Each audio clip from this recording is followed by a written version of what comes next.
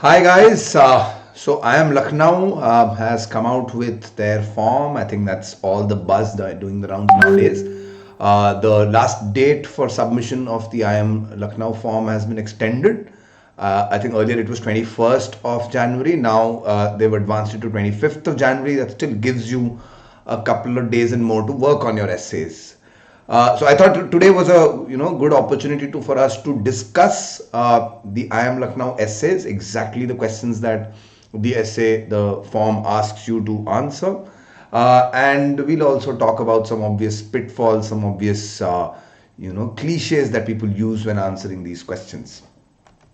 My name is Anand Venkatesan. I'm an educator with Unacademy. I did my engineering from VIT Vellore and then went on to do my postgrad from IIM Bangalore. Having worked for about 4 years in the industry and then trained thousands of students through a variety of B schools across the country, I think I very much understand the motivations that help you prepare, but also the skills and the thought process that helps you crack that elusive B school interview. Before I go ahead and talk about the I am Lucknow process, a quick word: do follow us on YouTube as well as Telegram. YouTube, because a lot of these informative sessions are going to happen on YouTube. We currently have an Unacademy festival happening, and tons of videos are going to go live. So make sure that you follow our channel, and also do follow us on Telegram, because a lot of our content, a lot of our lectures are also being delivered on YouTube, so you can get up-to-date information by following us on Telegram. Right, so let's get right into today's session. I am Lucknow का जो form है उसके essay questions क्या हैं? Let's quickly look and let me pull them up on the screen here. First question is fairly straightforward. What are the Scholastic Awards or scholarships that have been conferred on you? Okay. B, give details about your accomplishments, awards received, and positions held at in the fields of sports and hobbies. Well, both of these are part of the same question, right? So let's talk about this one first. I think this is an easy one to quickly sort of get out of the way. The first part of this question is scholastic in nature, so make sure that whatever you write has to do with academics, whether it's school level awards that you won maybe for particular subjects and received it either from your school or from CBSE or from other boards or organizations, but make sure that they are of a scholastic or academic nature, right? For sure, Olympiads and other such events would also be counted. Okay, so this one was easy. If you have any, make sure that you put it up. Don't worry about whether it was at school or whether these scholastic awards need to be from college. Well, yes, ideally the more recent, the more weightage it would attract. But don't really think about the first question, at least in that sense. I think list out everything possible in this answer. Okay, B says give details about your accomplishments, awards, and positions held in sports and hobbies, which means it makes a very, very crucial distinction. And you need to cognize for that, because it says you only need to talk about sports and hobbies. I've been coming across students who have been trying to list out extracurricular activities here. There are some who are also listing and work with NGOs, work with other non internship activities and all have also been listed here. Well, I think you're probably exceeding the brief on that in that sense, because if it says talk about only sports and hobbies, I think you need to be very, very precise with this. Remember, a sport, I think I don't need to define that for you, but remember that a hobby is something that you do as a recreation, as something that helps you pass the time when you have free time available, that is, right? So that's what a hobby is, and make sure that you only include such activities therein.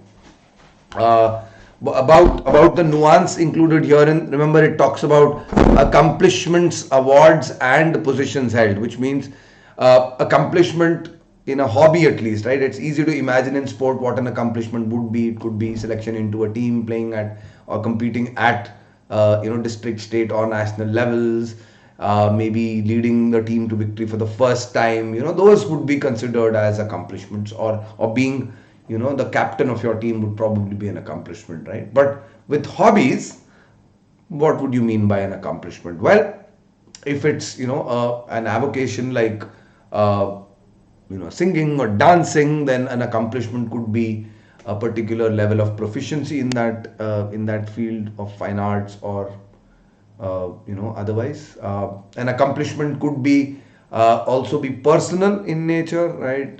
For somebody with no background or no connections, for me to reach a particular level of skill in that particular area could also be considered as an accomplishment. uh, so make sure that you go a little out of the box on this, and you think really hard, but definitely restrict yourself, your answer, to those specific domains only. Remember, accomplishment could also be about how the position that you held, how is it that you came about holding that, right? Was it an elected position? Was it a nominated position? Was it a appointment? Was it simply something that you volunteered for, right? Those details, those nitty gritties become pretty important in a question like this, right? Okay. Now I'm going to talk about the main question, right? The agenda for this session is actually set by this question, which is, why do you want to pursue an education in management, and what are your career plans, right? So two parts to this question. The larger part is what is listed right at the end, which is, what are your career plans, right? And two, why do you wish to pursue, why do you want to study management, right? So related questions there. In fact, I don't know if you've seen me talk about this ever before, but I think all of this comes into the a broad question that we define as the statement of purpose, and the statement of purpose essentially goes across your experience, and maybe even in the past, present, and the future, and tries to sort of put a connection between all of them. So essentially the approach needs to be that here is what I've done in my life so far, right? In the past, the choices I made in terms of what I wanted to study, in terms of the clubs and societies I wanted to be involved with, in terms of the kind of internships I did, and other experiences outside the purview of my college also, are choices I made, right? Why did I make those choices? What was the thought process going on in my mind in the past, right? All of the actions I took in the past have landed me at present doing something, right? I'm either in college or I'm probably working somewhere, but this is what I currently do. The context could be about a particular occupation or a particular sector, industry, field that I am currently occupied in, or maybe about to enter, because I might have a job, I might be about to enter into that particular role, right? So this is context up until the present. But for you to extrapolate to an MBA and even further, you will need the crutches of a long-term career goal, right? In fact, without a long-term career goal, it's very difficult for you to even spell out what you'd be doing after an MBA, right? Because then it will be a thoughtless exercise, a purposeless exercise, in fact, and one that is not looked upon as favorably by the B School panelists. So here's the approach, right? Now you say that, okay, here's what I'm currently doing, but this is what I want to do in the future, right? And to do this in the future, obviously the future goal that I have needs to be a little grandiose, needs to be a little large and hard to achieve, because what's a goal if it is very easy to achieve? So have a career goal which is slightly longer in duration as well as hard to achieve, and then say, try to imagine the various paths that take you towards that career goal. And one of those paths will be the one that has an MBA as a pit stop in between. And your job now is to somehow make the case that this is the path, this is the route that you're going to be preferring over all others, right? And that's the point of a statement of purpose, right? To establish that your career goals will be best met, most efficiently met, only if you do an MBA, and also make it clear how and what activities you will do after an MBA too in the medium term that will take you closer to your end objective, which is your long-term career goal. Okay, so that's the background. Statement of purpose, larger question, goes from the past into the present all the way into the future, and there needs to be a clear linkage between all of these and a clear flow, because it's an essay. It should flow in a particular manner which is effortless and which is logical, right? So that's what a statement of purpose is about. Sounds very easy, but definitely not so easy to execute, right? And insofar that most of the candidates that we face tend to write essays that are full of self goals, right? And I thought today was a good opportunity for me to highlight a few of these self goals, a few of these things that you put on your essay that can actually backfire on you, can actually put you in poor light, even if you do have a strong profile, a strong test score, etc., etc. The first self goal I'm going to talk about is with regard to career goals, right? Many a time and this is probably one of the biggest cliches that goes around, is why I want to work, why I want to, what I want to do in life. My career goal is to work in an organization where I can contribute to growth, profitability, innovation, etc. It's funny that you need to say this out aloud, because I don't know of any other job where you work with an organization not to contribute to growth or to profitability or to be innovative, right? I mean, I dare say most companies will not even entertain your candidature if you tell them upfront that, hey, I don't want to grow, I don't want the company to grow either, I don't want to make money, and I don't want the company to be profitable either, right? I don't think that is an attitude that will ever fit.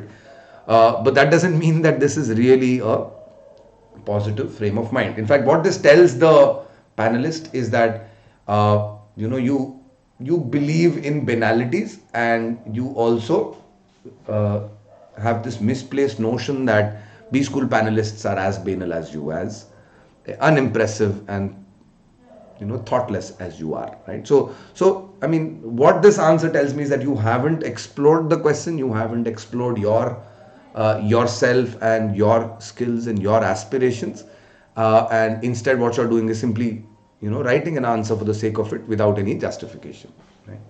Okay, this was the first self goal, and this is probably one of the most common self goals. Please avoid doing this, right? Please make it specific. Please choose. Even in this question there are so many choices to be made. I want to work in an organization. Okay, can I define organization? What sector, what industry? Maybe even a few examples, right? These are the kind of companies I want to work with, and then answer why I want to work with these countries, with these companies, in these sectors, right? Maybe that goes into a backstory of what I am good at, and I want to contribute to growth, profitability, innovation, etc. Sure, everybody is going to do that. What major difference can I make? Is that going to be specific to a particular domain, or is it going to be broad based, right? So you need to answer these questions with absolute clarity to avoid falling into this trap. Right. Second trap, also about career goals. I want to explore everything in the field of management and then choose what to specialize in. Well, it sounds fairly obvious, right? In fact, reality check. Most of us in B school are probably made out of this kind of building block, right? Where we want to explore, we want to see all the possible functional domains after management, and then choose which one I probably do best at, right? Which one I'm the most talented at. Sure, that's a good idea, but I think to walk into a B school without any idea of what you're good at is like gambling, right? I mean, it's like saying that I'm going to buy a ticket to Australia without any idea about where I will stay, what I will do, and why I'm going there, or even about how I will come back. Let's say I only have enough money for a one-way ticket. I'm not going to book a ticket to Australia without knowing what to do and how I will come back and how I will in fact make money to come back, right? So similarly, the decision to do an MBA is like you shelling out tens of lakhs of rupees. So it's a fairly big decision in your life, and if you're making that decision without being certain about which areas you want to study, what areas you are interested in, good at, and wish to pursue, even if not precisely one, at least 2-3 of them, right? If you're not able to narrow it down that much, then you're not putting enough thought, and so it's quite likely that this investment is going to be a total waste for you, right? So please keep this in mind. Exploring options is actually not a bad thing to do, but remember, the impression you're leaving with leaving the interviewer with needs to be positive, and without specificity of goals, I think that's going to be very, very hard. And most of the times, right, if I were to give you an advice on how to make goals specific, I think you need to introspect first, right? Think about the life events that you've done, the kinds of societies you've been part of, the fests that you've organized, the volunteer work that you've done, the internships that you've done, and try and see if there is some common personality trait that comes out from all of this. Try and see if there is one functional domain like marketing, finance, HR, dealing with people. Is there something which is which seems to be consistently used, or which that gets impacted or is highlighted in most of those life events, right? And if that is so, then maybe that's a natural inclination for you, and you could state it in your career goal, right? So the second self goal, and also a way out of it. Third self goal has to do more with why MBA. Well, this is one of the most cliched answers that we regularly still do find, is that I've gained theoretical knowledge. I've studied the theory of commerce, of engineering, of history, political science, etc. in my undergraduate college. And now that I've studied theory, I want to learn practice, right? Because I want to join the corporate world, right? So I want to gain some practical knowledge, and MBA gives me practical knowledge, right? It's almost as if practical knowledge is like a papad that a B school gives out to all students who come out and line up in front of it, right? Come, take some papad, and then that's it. You go and eat it, and you become practical, right? I wish it were that way. A reason most people tend to say this is that, yes, B schools have a pedagogy which is quite practical, quite hands-on, and does indeed teach you what goes around in the industry. But even a B school can only do as much, right? You can speak to anybody, any of your seniors or relatives who studied at a B school, and they'll tell you, nothing I study in a B school can prepare me for actual work, whether it's sales and marketing, or the world of finance and investment banking, or whether it's consulting, or even the fields of HR, right? And nothing can prepare you for the actual challenges in the workforce. And so practical knowledge is only as much of a myth. But sure, the way that this is taught encourages you to explore concepts and how to apply them, right? So in that sense, it does nurture practical application of knowledge, right? But that doesn't mean that you don't study theory, and that doesn't mean that only a B school or a management course is practical, right? Please do not turn it upside down. There is plenty of application of even what you study at an undergraduate course, you must probably be doing, right? So stop following this templated answer. Please get deeper into how you're applying what you've learned at college, and what else do you hope to learn which you can then apply after a B school, right? I think that's the approach. So if you think about what a B school teaches you, I think it teaches you plenty of very specific subjects and knowledge about them, and not just defining them, but also how to apply them and how to measure them, right? So there's plenty to learn at a B school. Please do not restrict yourself to just this single word saying practical knowledge.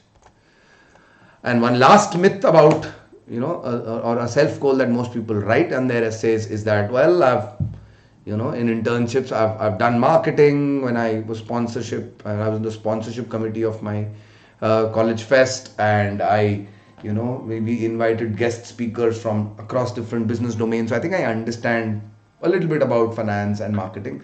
But what I do not understand and what I've not been exposed to are things like leadership and communication and decision making skills and strategy, and these are things that I miss, and that's what I learn in an MBA. Maybe too much, maybe a little overboard to say strategy in the same breath, because the other things that are mentioned here, the qualities that I seemingly want to imbibe, like leadership skills, like team skills, like working under pressure, like decision making, is not really taught at a B school, is not really taught in an MBA.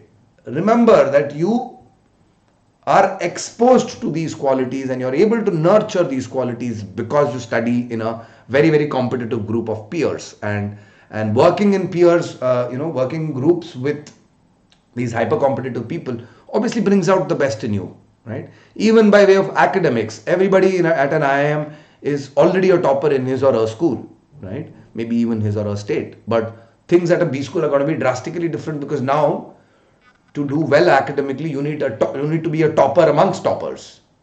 Similarly, to be a good leader and to stand out at a B school, you need to be a leader amongst leaders. You need to be communicating much better than people who already communicate well, right? So think about it more in terms of it exposes you to a higher level of these things than at your college, and hence it makes you that much better at leading, at taking initiative, at executing tasks, at negotiating, at working under pressure, and so on and so forth, right?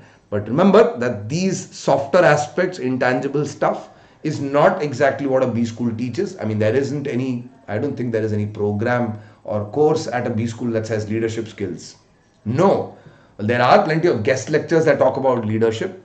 There are intangible, ways in which you can relate to leadership, which happens throughout the course, but very, very little in terms of specific theory about leadership. So, you need to know that and understand that, because then what remains are, specific subjects that you study, like finance and subjects within finance, like accounting, financial accounting, like investments, like stock markets, like like a BFSI course about the sector of banking, finance, and insurance, right? So there are very, very specific aspects of a business that you study, and there's theoretical knowledge within that, which is taught also in a relatable way by the use of case studies, and that's the practical aspect of education at a B school. But please do not fall into one of these kind of traps that I'm laying out in front of you. I think, to put it in a nutshell, you need to have very, very precise long-term and short-term goals. Your answers need to be specific. They should not be global. They should not be meandering. In fact, I'll probably add one more word to it. They should also be, individual. Don't club 5 answers in one sentence, 5 reasons in one sentence. Please make sure that every sentence has only one specific aspect about your career goal or your reasoning for MBA, and make sure that you make that point very clearly. Obviously, when you are being specific about something, do measure whether it is indeed possible to do so. I hope it's not a case where you're expected to fly and be unrealistic or superhuman, right? Just like you should also be evaluating that, well, to get to my career goal, there might be other paths. Am I really taking the best possible, the most efficient path to my career goal or not? And these aspects will help, constructing a statement of purpose that is precise, that is simple, right? Not complicated, not jargonized, and thoughtful, because I have considered alternative courses. I have set out a very specific plan from the short term, the medium term, to the long term, and I have considered the fact that is this realistic or not, right? And I'm sure that this will create that impact and impression on the interviewer that will land favorably for you. Okay, well, I think that brings me to the end of this session. I hope that this helps you, include stuff on your IIM Lucknow form, and you get that, crack that interview when it does come up. Well, Unacademy has had fabulous results. If if you're seeing this for the first time, there are plenty of guys who scored 99 percentiler in this year's CAT. And the reason that this kind of success happens is because we have everything that you need on your preparation journey, like the best of educators, specific batches, regular batches that give you schedules, that give you a structure to your preparation, and also give you access to these educators on a regular basis. There's tons of practice material in the form of test series, in the form of practice tests, in the form of quizzes, and all of these are also downloadable for you, which means that there's tons of content and classes that you can devour on the app from now all the way till the coming CAT in 2021. Well, these are the 2 offerings in terms of subscriptions. There's Plus and there's Iconic. Plus gives you access to batches, unlimited number of batches that you can join, right? Take your pick and start your learning journey today. Iconic layers one additional sort of advantage to this. It says it allocates, every user of Iconic is given one personal coach, somebody from a top B school who can really, help you introspect, help you understand your strengths and weaknesses, and also find ways and means of achieving a good study plan, right? These are the pricing plans for subscriptions. I really think you should choose a longer term plan, something which is 12 months or more in duration. Don't forget to use my referral code AV01. That gives you a 10% discount straight up on any of these plans, right? Don't forget to like, share, and subscribe this video, and do follow us on Telegram as well. Thank you. Have a great day, and I wish you the best of luck with your IIM calls.